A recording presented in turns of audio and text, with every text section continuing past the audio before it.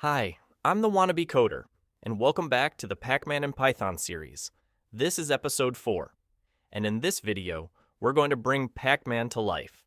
We'll create our main player character, Pac-Man, draw him on the screen, and set up keyboard controls so you can change his movement direction using the arrow keys. We'll also start using our game loop function. This is the first time we'll use it to update the game screen in real time, so Pac-Man can move continuously across the maze. This is where the game really starts to feel alive. So let's dive in and get moving. Before we start, let's quickly recap what we did in the last episode. In episode 3, we created a new file called renderer.py and used it to draw the entire maze layout on the screen. We introduced the concept of classes and built a base class called pen that handles all the drawing logic. Then we created 3 more classes, wall, pellet, and power pellet, each one inheriting from pen and using its own shape, color, and size. Finally, we use those classes in our main.py file to draw the full maze when the game starts. Now that the layout is done, it's time to add our first moving character. To get started, we're going to create a brand new file called actors.py. This file will contain all the characters in the game that can move, like Pac-Man and later on, the ghosts. Just like we used renderer.py for things that are drawn and stay in place, actors.py will be used for anything that moves during the game. So go ahead and create a new Python file in the same folder as your other files, and name it actors.py. Then, open it up in your code editor. And let's start building Pac-Man. Okay, this is our actors.py file. At the very top, you'll see a note written inside triple quotes. This is just a comment. It doesn't affect how the code runs, but it helps describe what the file is for. In this case, the note explains that actors.py contains the moving characters in the game, like the player and the ghosts, along with all their movement and behavior. It's a quick reminder for anyone reading the file about what its purpose is. Now, let's go through the code. We start by writing import turtle. This loads Python's turtle module, which we'll keep using to draw and animate everything in our game. Next, we import some useful values from the constants.py file, including the cell size, the screen width and height, and something called player move speed. Now, you might be wondering, wait, what's player move speed? We haven't defined that yet, and you'd be absolutely right. That's because our main player, Pac-Man, will move at a certain speed during the game, and we need to define that speed first. So before we continue, open the constants.py file, scroll to the bottom, and add this new line. Player underscore move underscore speed equals 5. I chose 5 because it creates a nice, smooth movement effect. It makes Pac-Man move gradually across the screen, rather than jumping from tile to tile. For example, if we set the speed to 30, which is the same size as one cell in our grid, Pac-Man would move exactly one full cell every time we update the screen. That would work, but it wouldn't feel continuous. So I picked 5 instead, because it gives us that nice gliding motion that looks better for gameplay. Now, one thing to keep in mind, the speed value might feel a little different depending on your computer. Some systems will run the animation faster or slower. So if Pac-Man feels too fast or too slow when you test it, just tweak that number until it looks right. Once you've added that line to the constants.py file, save it, and then return to the actors.py file so we can keep going. All right, now that we've added the player move speed value in the constants file, let's keep going with the actors.py file. We define a new class by writing class actor, open parenthesis, turtle.turtle, close parenthesis, colon. This creates a class called actor, and it inherits from Python's built-in turtle class. This part should feel familiar. It's almost identical to how we built the pen class in renderer.py. We're using the same idea: inheritance, constructor setup, and calling super. That means the actor has all the same abilities as a normal turtle, like drawing, moving, and changing shapes. But we'll use it as a base for the moving characters in our game. Next, we define the constructor, def, double underscore init double underscore open parenthesis self close parenthesis colon. This is the function that runs automatically when we create a new actor. Inside it, we start by calling the parent class constructor, super empty parentheses dot double underscore init double underscore with empty parentheses. This sets up everything the turtle normally does when it's created. So our actor starts out as a fully working turtle. Now we customize it a bit. We write self.hideTurtle with empty parentheses. This hides the turtle shape, so it won't show up on screen unless we explicitly make it visible. Next, self.penUp with empty parentheses. This lifts the pen so the turtle doesn't draw lines as it moves. And then, self.speed, open parenthesis, 0, close parenthesis. This turns off the animation completely, so the turtle can move instantly instead of drawing slowly. That's the full setup for the actor class. A clean, invisible turtle that we'll use as a base for characters like Pac-Man and the Ghosts. Now we define our player character, Pac-Man. We write class player, open parenthesis, actor, close parenthesis, colon. This creates a new class called player, and it inherits from the actor class we just wrote. Again, this mirrors what we did in the renderer file. We start from a general purpose class and then build a more specific one on top of it. Next, we define the constructor, def double underscore init double underscore open parenthesis self close parenthesis colon. This function runs when we create a new player object. Inside it, we begin with super empty parentheses dot double underscore init double underscore with empty parentheses. This brings in all the setup from the actor class. So the player starts with the same base behavior, pen up, animation off, and turtle hidden. Then we write self.showTurtle with empty parentheses. This makes the turtle visible again, because now it represents Pac-Man and we want to see him on the screen.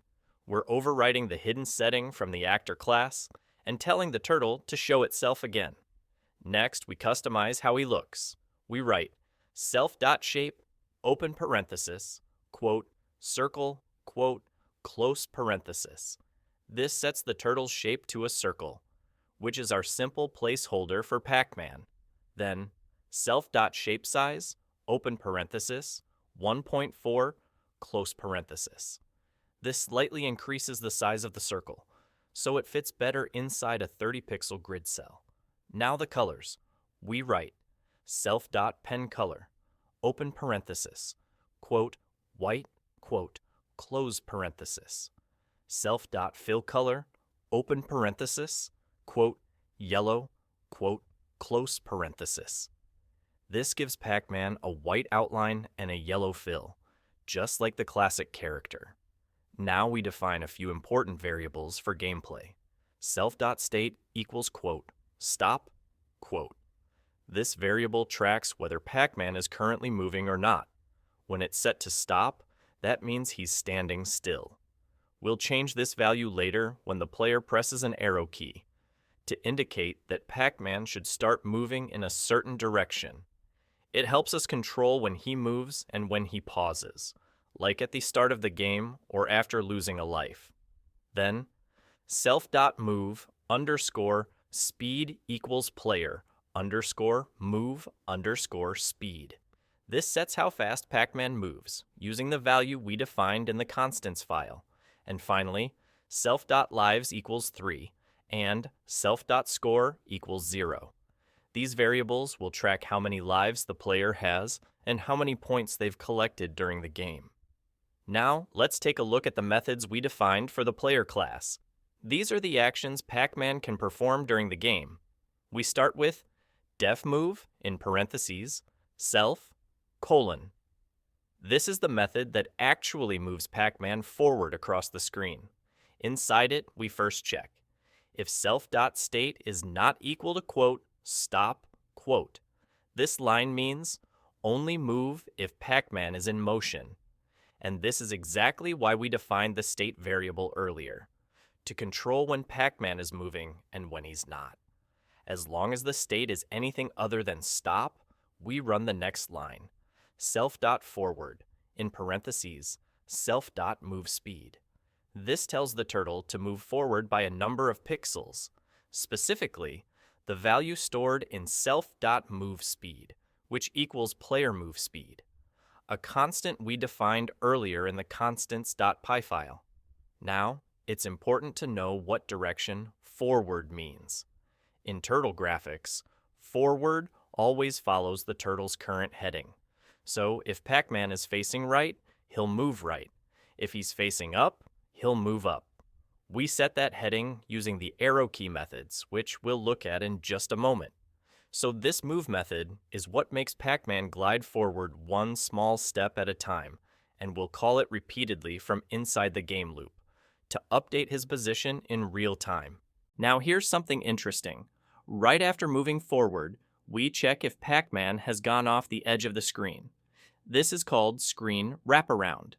It lets Pac-Man leave the screen from one side and reappear on the opposite side, just like in the original arcade game. You might be wondering, wouldn't this make more sense inside the main game loop? And that's a fair question. I actually considered putting this logic in main.py since it does deal with screen boundaries. But I chose to keep it here in the move method, because this behavior is directly tied to how Pac-Man moves. Putting it here keeps all the movement logic in one place, which makes it easier to manage, test, and adjust later on. It's a clean, organized design that works well for our game. Now let's walk through what each condition does. We start by checking if Pac-Man's Y position is too high. We do this by calling self.ycor, which is a built-in turtle method that gives us Pac-Man's current vertical position, the Y coordinate. We then wrap it with round, because turtle uses floating point numbers, and small decimal inaccuracies can break our boundary logic. For example, Pac-Man might look like he's at 150, but internally he's actually at 149.999999. Using round cleans that up, so Pac-Man's position stays aligned with the grid. This is especially important because our maze is built from a clean grid of tiles, and if Pac-Man's position drifts even a little, it can cause issues when we check for collisions later. Now the condition looks like this.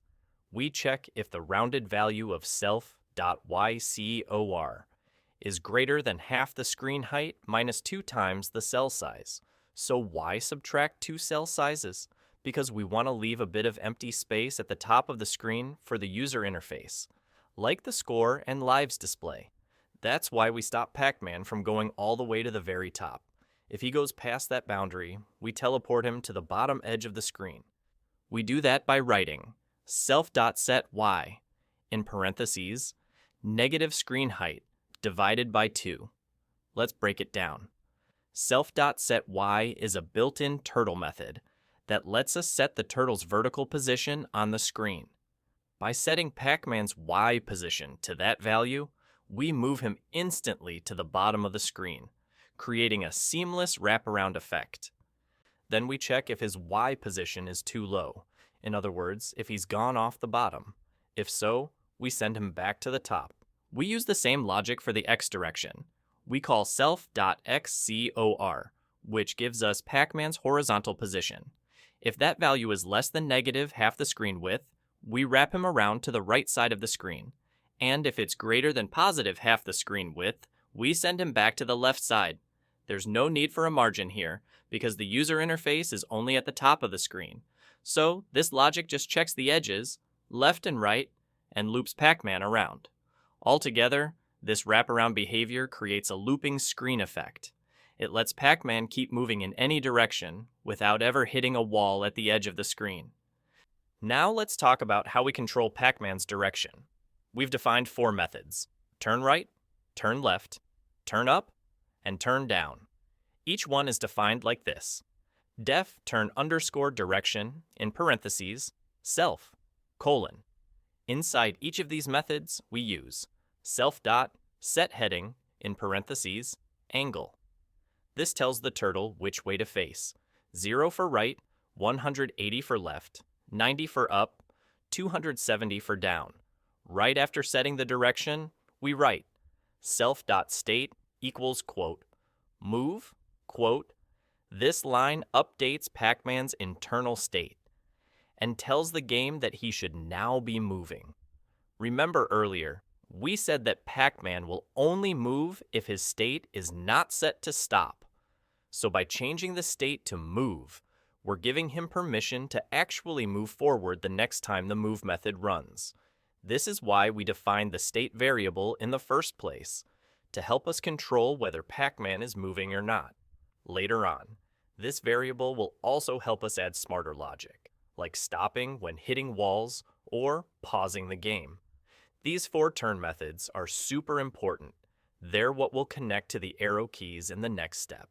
So when the player presses up, down, left, or right, Pac-Man will immediately turn and start moving in that direction. Alright, now that we've defined our player class and set up all the movement and wraparound behavior, it's time to actually create Pac-Man in the game. To do that, let's switch back to our main.py file, the one that runs the whole game. This is where we'll import the player class, create an instance of Pac-Man, and place him on the screen at the start of the game.